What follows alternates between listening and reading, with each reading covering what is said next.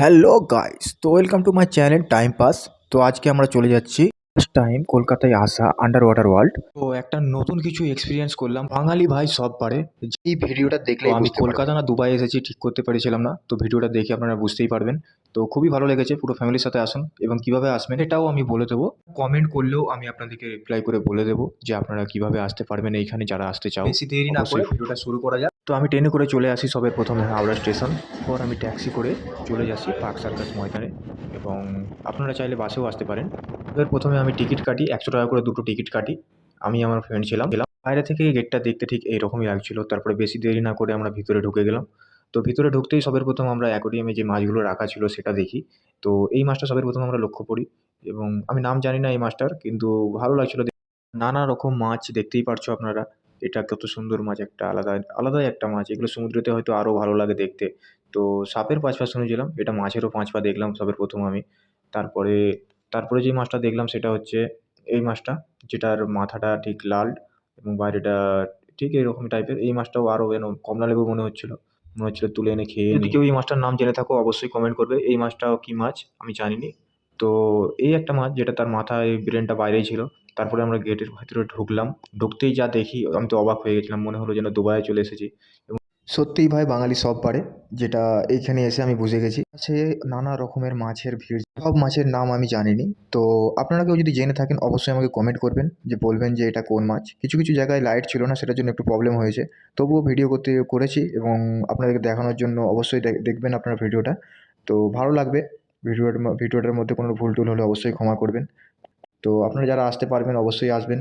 আর যারা আসতে পারবেনই তারাও এই ভিডিওটা দেখুন। একটা সুন্দর অভিজ্ঞতা করলাম এখানে এসে, যে এরকম কিছু বানানো যায়। তো এত এত কম বাজেটের মধ্যে মাত্র 100 টাকার টিকিট কেটে যদি এত কিছু ভালো এক্সপিরিয়েন্স করা যায়, অবশ্যই আপনারা আসুন এখানে দেখতে।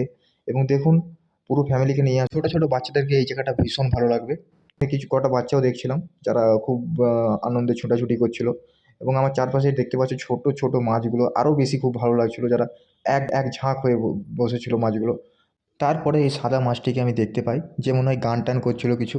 তো তারপরে আমি ওর কাছে যাই এবং ওর কাছে জিজ্ঞাসা করি যে ও আমাকে বলে যে ওর খুব ঠান্ডা লাগছে। তো সেই জন্য ওর জন্য একটা জ্যাকেট কিংবা কম্বলের ব্যবস্থা করে দিতে। আমি বললাম ঠিক আছে ভাই, পরে দেখা হবে।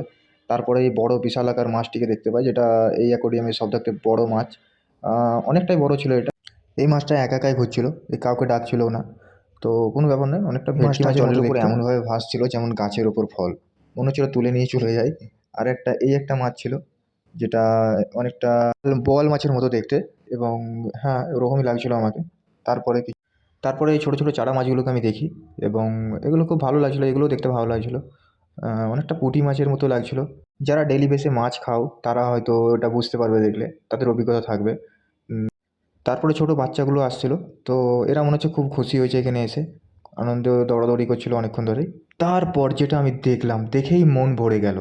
একদম ছোটো ছোটো ছোটো ছোটো ঝাঁক ঝাঁক কালারিং মাছগুলো ছিল, যেটা সমুদ্রের নিচে হয়তো আরও অনেক অনেক ভালো লাগতো। এটা এখানে আছে তাতেই ভালো লাগছে। তো সমুদ্রে যখন নিচে থাকবে তখন আরও কত ভালো লাগবে, ফিল করতে পারবে। তো এখানে এসে সেটা ফিল করা যাবে।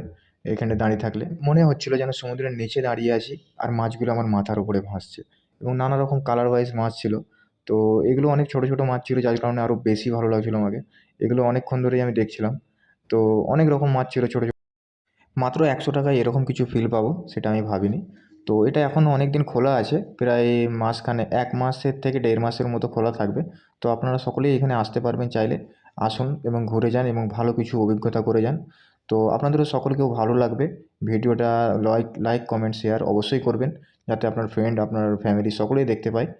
তারপরে আমরা একটু এগিয়ে যাই এবং দেখি যে এক জায়গায় অনেক মাছ একসঙ্গে দাঁড়িয়ে আছে। তো এটা আরও বেশি ভালো লাগছিল। তো এটা দেখলে মনে হবে যেন আমি সত্যিই সমুদ্রের নিচেই আছি। নেক্সট ভিডিওয় আবার দেখা হবে নতুন কিছু অভিজ্ঞতার সাথে। Thank you.